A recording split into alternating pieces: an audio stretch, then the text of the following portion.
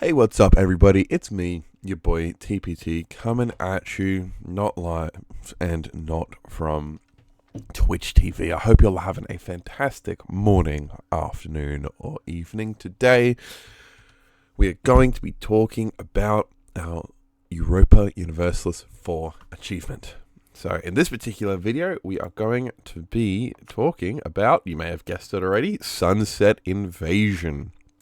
So, I will just preface and say that this particular one wasn't streamed, but if you would like to head on over to twitch.tv/twinsplaytekken, I do very regular streams of EU4 as well as other games, particularly when it comes to achievements. Currently, we have been playing a Scandinavia game, getting Brick by Brick and a couple of others, which I can't remember how to pronounce because they're not in English and I don't want to butcher them. But in this particular one, we got the Sunset Invasion achievement, which is own and have cores on Lisbon, Madrid, Paris, London, Amsterdam and Rome as the Aztecs.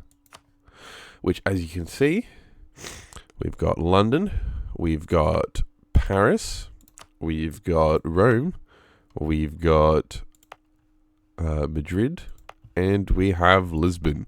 So, this one actually was, I would say, a little trickier than usual. Funnily enough, not actually in terms of the early expansion. We did definitely have some problems with manpower and such because I was incredibly aggressive in the early game, which you kind of have to be.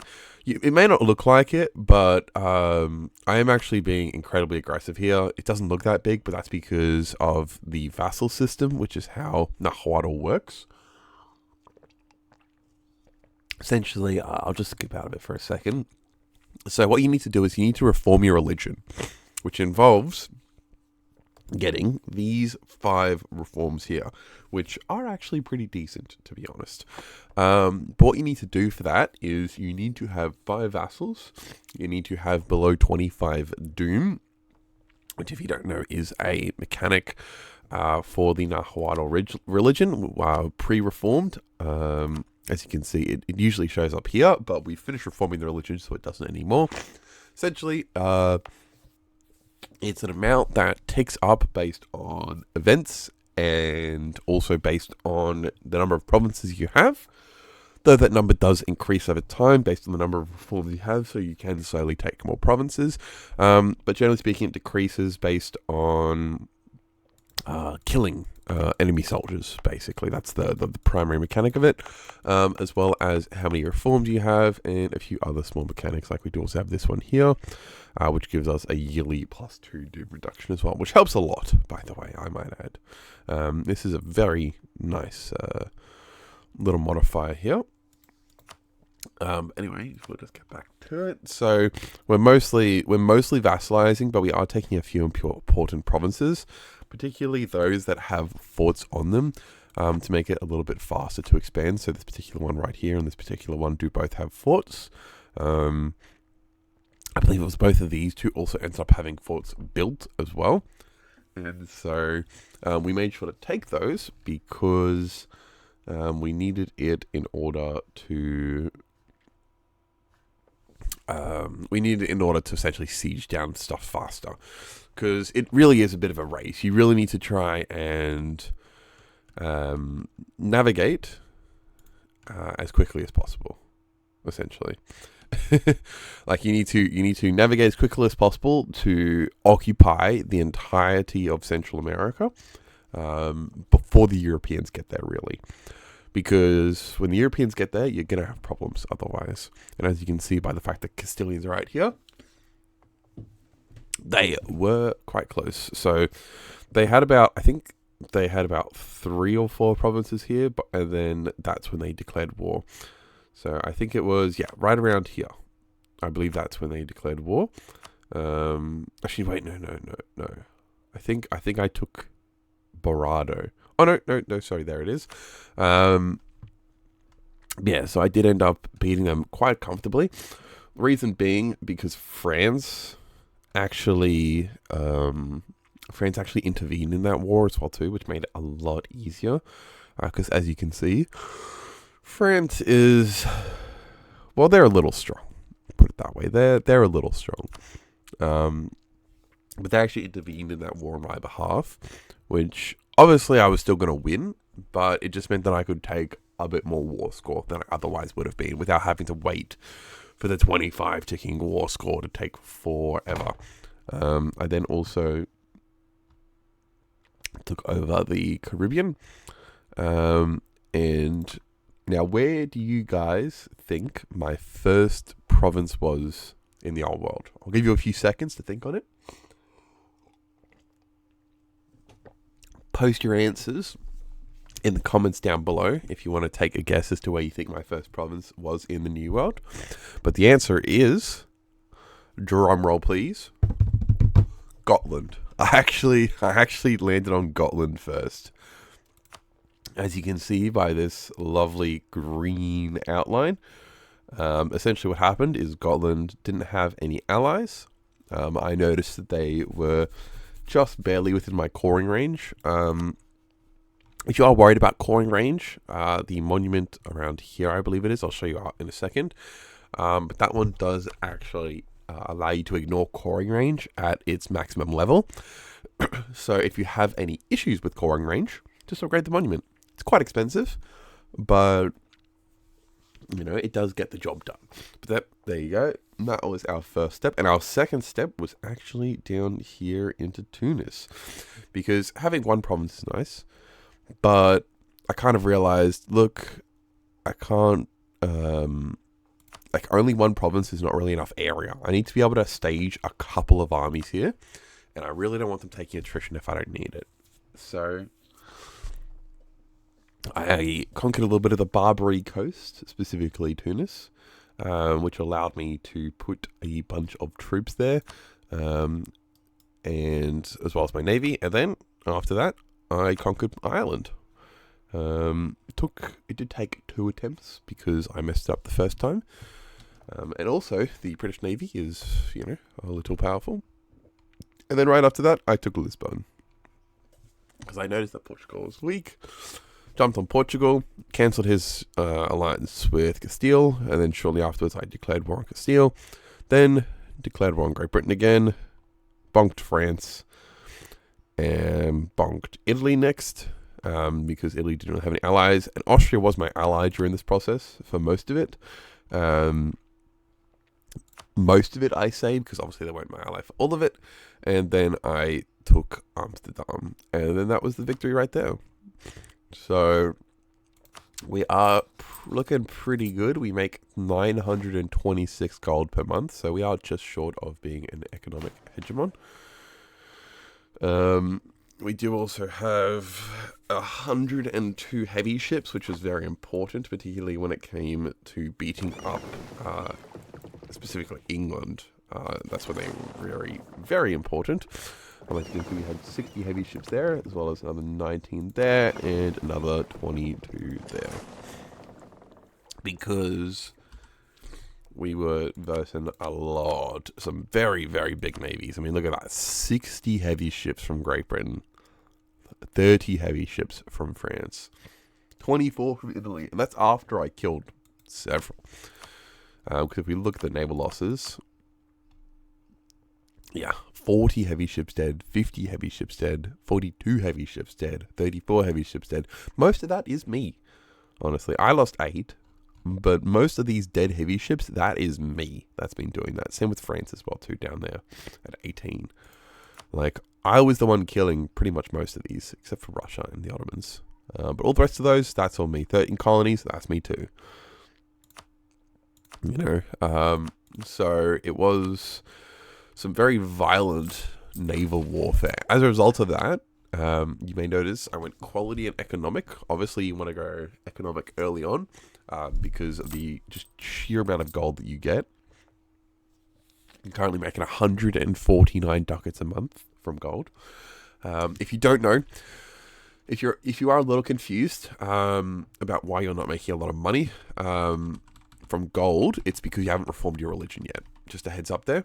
You do have to reform your religion before you start making all the money from gold. For some reason, pre-religion Aztecs do get a nerf to their gold income. So as soon as you reform, you will just see it jump significantly, which is always, very nice. And as you can see, it is a pretty significant portion of my gold, specifically from Mexico, because we do get a lot of modifiers on here. And as you can see, it's pretty cheap to develop. Anyway, as for the great project that I'm talking about, it's this one right here. I actually didn't bother to finish it off, but as you can see there, ignore coring distance. So, if you're having troubles with getting over to the new world, the old world, if you have troubles getting over to the old world, just upgrade the project. You're going to be making a lot of money from gold early on, so you definitely can afford it. But as you can see here, there is some other pretty nice ones. I think this one's one of my personal favorites, at least for this area. 10% infantry combat. 10% infantry cost, which is also maintenance cost. 20% manpower recovery speed, and 50% recruitment time. Pretty nice monument. Obviously, I didn't finish upgrading it, but that's just because I wasn't too worried by that point. You've also got Tortuga over here, and more importantly, the Fuerte de Morro on, I believe this is Puerto Rico, which gives you a bunch of naval force limit, which is very useful because you're gonna need a lot of ships if you want to invade. You're gonna need to go into navy at least a little bit. That's also why I took quality and maritime, because you get the durability and the morale of navies, which is both very, very useful. And then I also took maritime as well, mainly for the sailors, actually, because as you can see here, we use a shitload of sailors. Because heavy ships do not play when it comes to using sailors, and you're going to need a lot of them. We look at this: 60 heavy ships, 900 sailors. That's a lot. That's a lot of sailors. It's because they use 2%, and each heavy ship has 900 sailors on it. And so because of that, 60 heavy ships is 900 sailors just per month. Obviously, we do have the minus 10% from sheltered ports, but that's still a bonk load. I believe that's in here. Yeah, there it is. Sailor maintenance as well, minus 10%. Yeah, so I would highly advise at some point when you are ready to head overseas to start conquering the new world, I would highly recommend taking maritime. Or, you can always go like full balls to the wall and take naval as well too. But I feel like maritime is more than sufficient. But there are some really nice modifiers in here for navies. The problem is that it's terrible in multiplayer, but if you're playing a naval civilization or a naval country in single player, and you got points to spare, I mean, fuck it, right? Some very nice modifiers in here, particularly this one here: 20% heavy ship combat ability and 10% durability, as well as a bunch of extra sailors and 10% morale, 10% global naval engagement. I believe we do have we do actually have our flagship as a heavy, though we didn't bother using him, but I gave him these ones: morale, movement speed, and maps. Or trade power, I should say. Generally speaking, if you want that's like a trading ship. If you want the best flagship for, a trading ship, then my suggestion, I'll just delete him just to show you real quick. So what you really want is you want fleet morale, fleet engagement width, and then probably cannons would be my advice. So go something like this. Go morale, because that's the most important. Morale is the single most important modifier for a naval combat. Fleet engagement width, really important as well too. That means that you can get more heavy ships in. So it essentially gives you room for another heavy ship or 3 frigates three galleys, I should say. And then flagship cannons is essentially just doing more damage. You know, you go from 120 to 180 cannons, which is pretty insane.